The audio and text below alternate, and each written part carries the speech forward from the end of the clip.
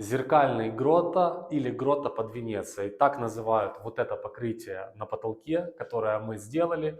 И я вам сегодня наглядно расскажу и покажу, как можно добиться вот такого эффекта. Я декоратор Алексей. Подписывайтесь на наш канал, чтобы не пропускать новые видео, и декорируйте вместе с нами.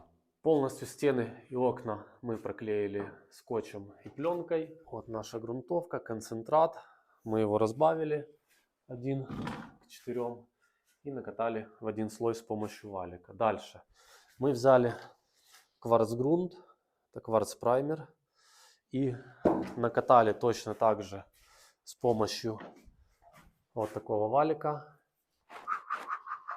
Накатали один слой равномерно. Оставили сохнуть. И вот наш материал Grotto. Так, для тех, кто спрашивает, Grotto, вот это название материала. Мы его затонировали вот в такие два пигмента, 118 и 101, черный и бежевый. И получили вот такой цвет. Светло-светло серо-бежевый. Очень красивый, аккуратный и приятный. Сейчас мы будем его наносить. Будем мы использовать вот такие шпателя. Это очень удобно. Можно, конечно, использовать венецианскую кельму или гладилку, как вам удобно.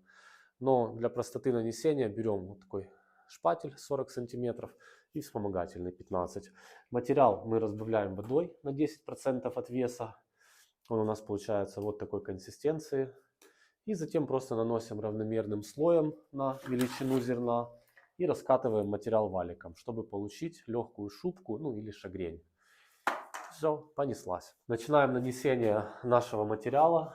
Очень хорошо видно его интересный насыщенный цвет, но после высыхания он посветлеет, так как у материала известковая основа. Наносим на величину зерна.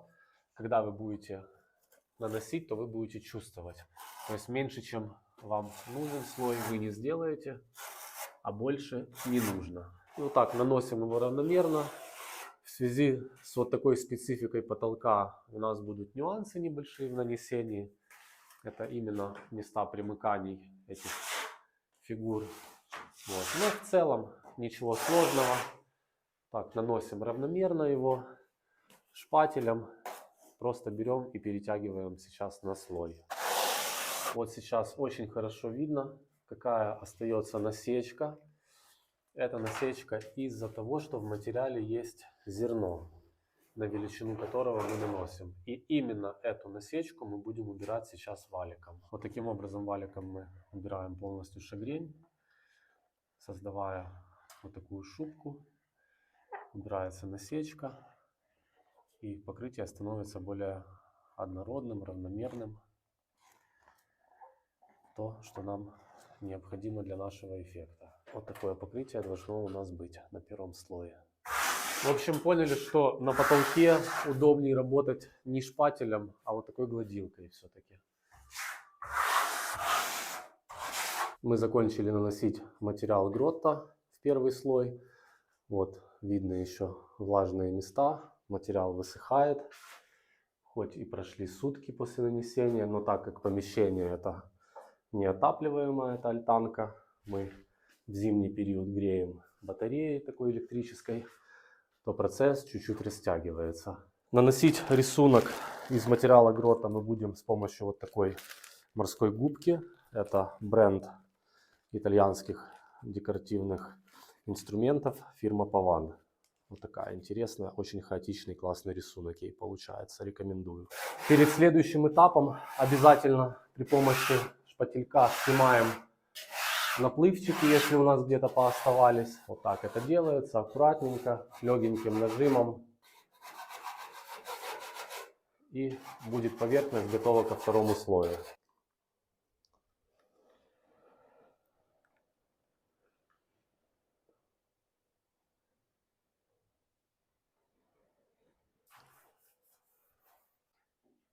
Сейчас будем тонировать еще дополнительно 5 килограмм Grotto в серо-бежевый цвет. Используем черный и бежевый тонер. Черного тонера берем 0,6 по делению на шприце, 0,6 кубика, и бежевого 2 куба. И получаем вот, видно, вот такой вот цвет. Вот он на потолке после высыхания светлеет. И сейчас будем наносить второй слой.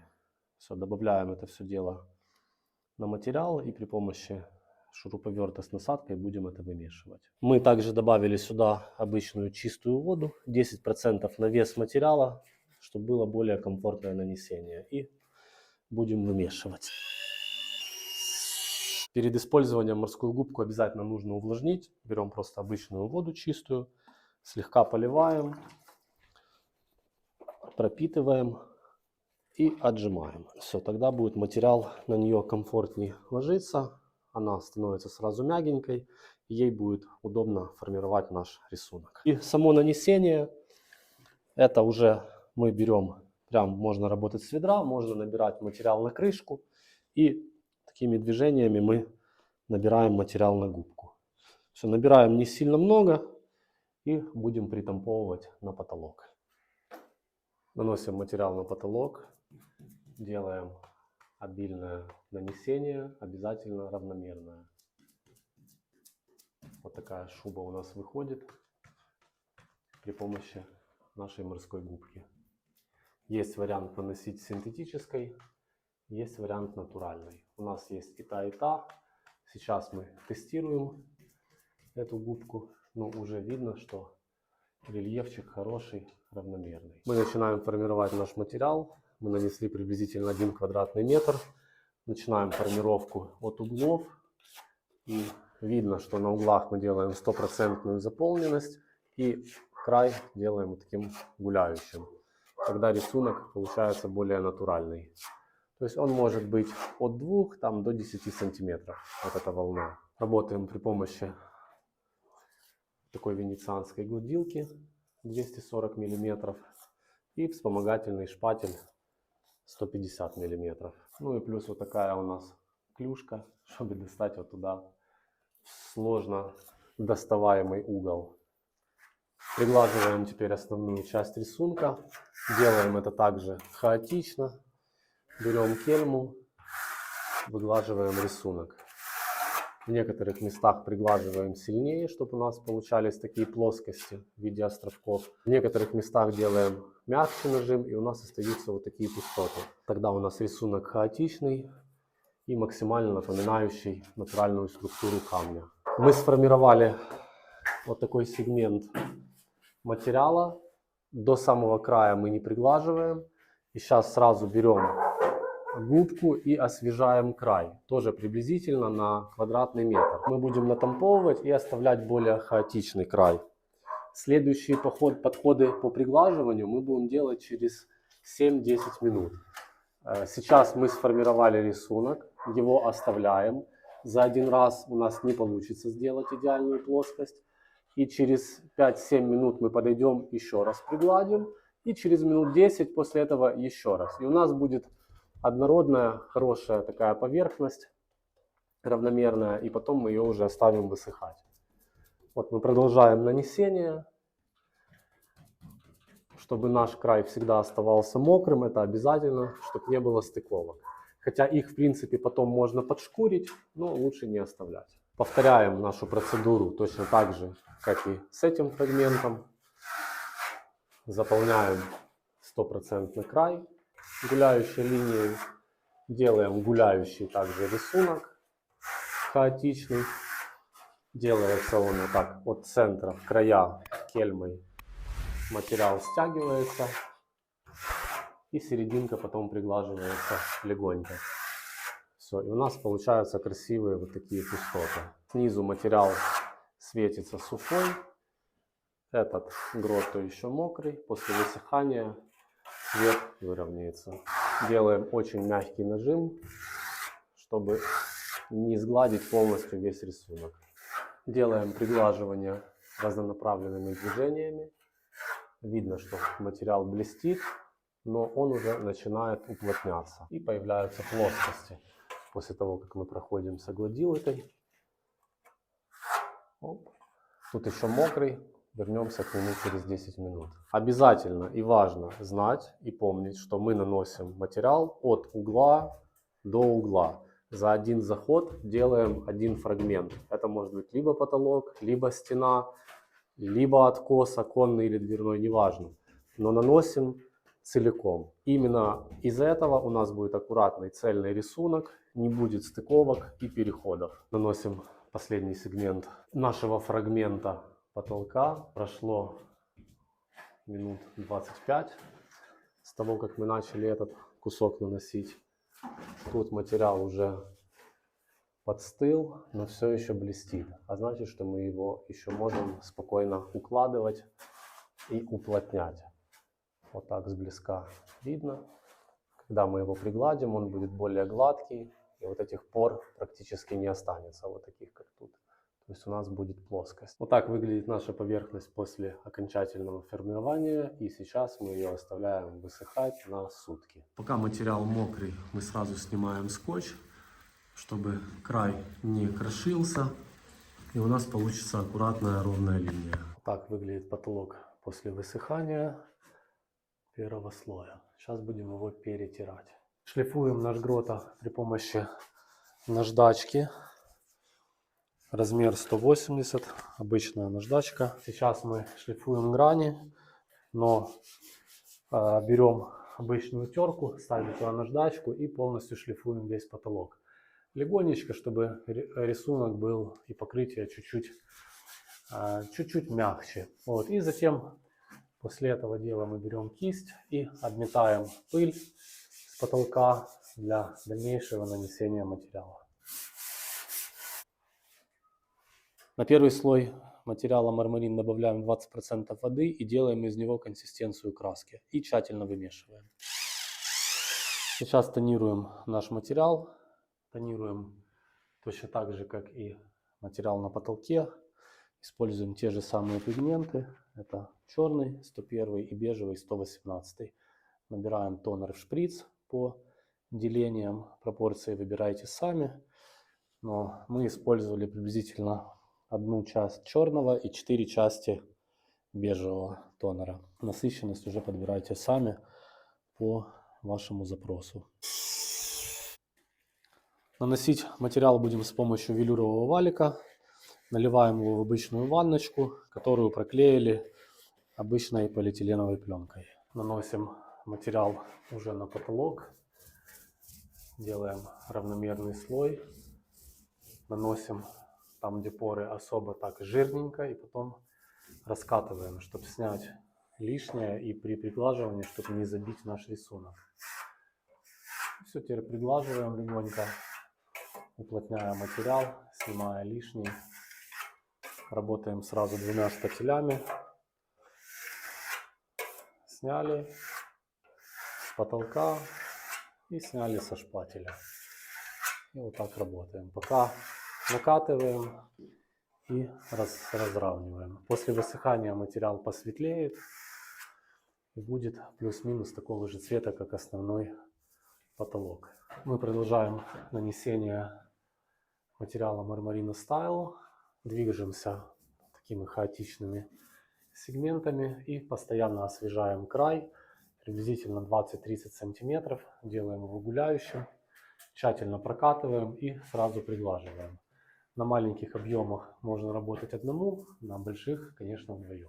Главное тщательно прокатывать и делать заполнение вот этих пор на нашем покрытии. Тогда после высыхания и после воска будет равномерный и красивый глянец. Так, мы закончили наносить слой материала. Доглаживаем его и переходим сразу на эту часть. То есть мы будем делать сразу вот так по периметру комнаты двигаться. Вот так. И за один заход нанесем этот слой. И оставим высыхать до завтра. Сейчас будем наносить второй слой мармарина, который мы разбавили уже на 10% водой. Первый слой был на 20, второй на 10.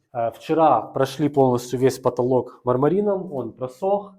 Сейчас проклеили опять сегмент и будем точно так же делать его в противоположных частях. То есть сегодня этот и вот этот кусок, и завтра переклеимся и противоположные.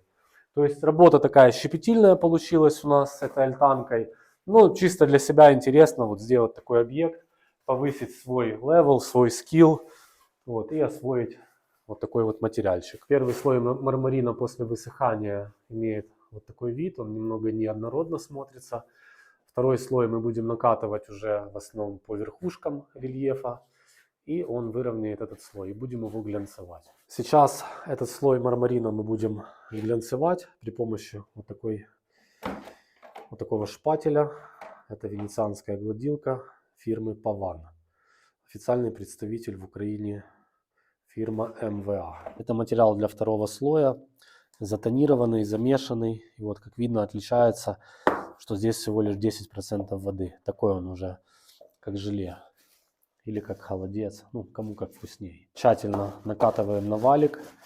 И сейчас мы будем брать крышку и откатывать на ней валик, чтобы наносить только по верхушкам, и все.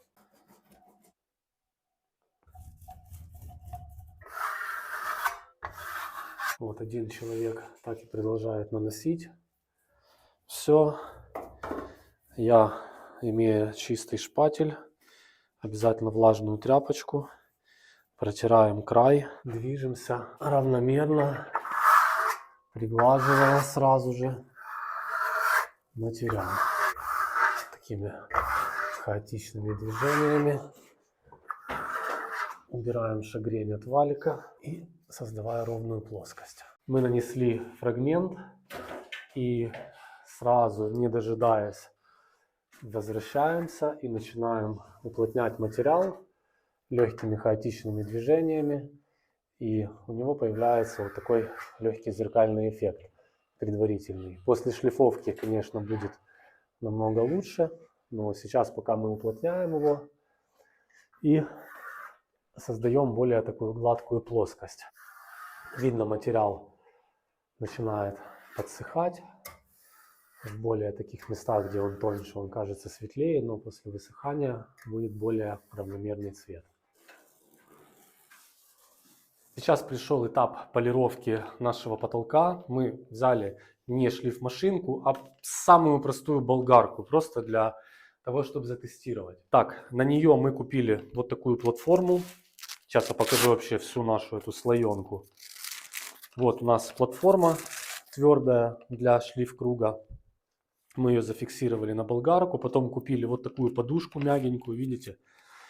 Это для того, чтобы вот этим жестким краем не оставлять насечку по потолку. Вот, и взяли наждачную бумагу фирмы 3M и взяли еще также вот такую 3000 Мирка для сравнения. Вот, но 3M нам понравилась лучше, то есть она как-то интереснее полирует. Все, мы ее приклеиваем. И когда будем шлифовать, то шлифуем не всей плоскостью, а можно просто брать вот таким вот краем, проходиться и все. Обороты ставим средние для комфортности работы. Включаем.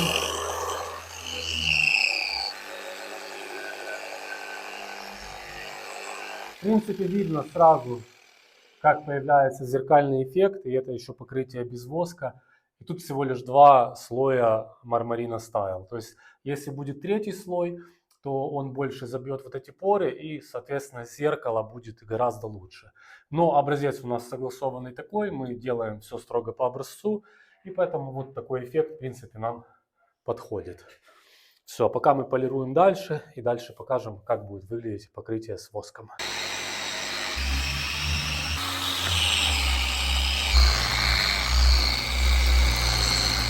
Пришел этап полировки. Будем использовать вот такую овчину. Наносить воск будем с помощью вот такой мочалки, либо можно использовать тряпку микрофибра. Вот сам воск. Называется Decor Wax Murano. Тут 300 грамм. И он рассчитан на 17-20 квадратных метров. Будем наносить его исключительно по выступающим частям. В поры будем стараться его не забивать. Вот такой вид имеет наш потолок в завершенном виде. Появился у него такой зеркальный эффект. И сейчас мы еще воском это дело все подчеркнем.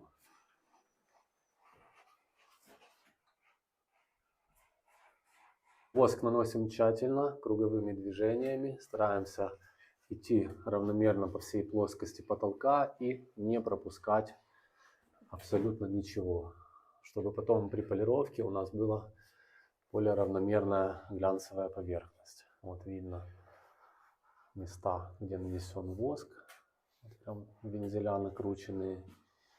И вот так вот по верхушечкам аккуратно идем. Стараемся в эти впадинки не попадать, чтобы они у нас не были глянцевыми. Но если нужен глянцевый эффект, то можем чуть больше воска наносить и на вот эти островки. Так, наступает этап полировки. Наш войлочный круг целиком и полностью готов. Мы тоже и начинаем.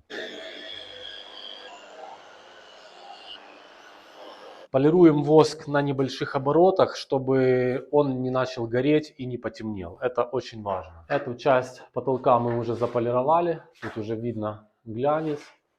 Прям зеркальный. Вот. И переходим дальше сюда. Там, где мы нанесли воск, он немножко помутневший. Вот. И продолжаем работать.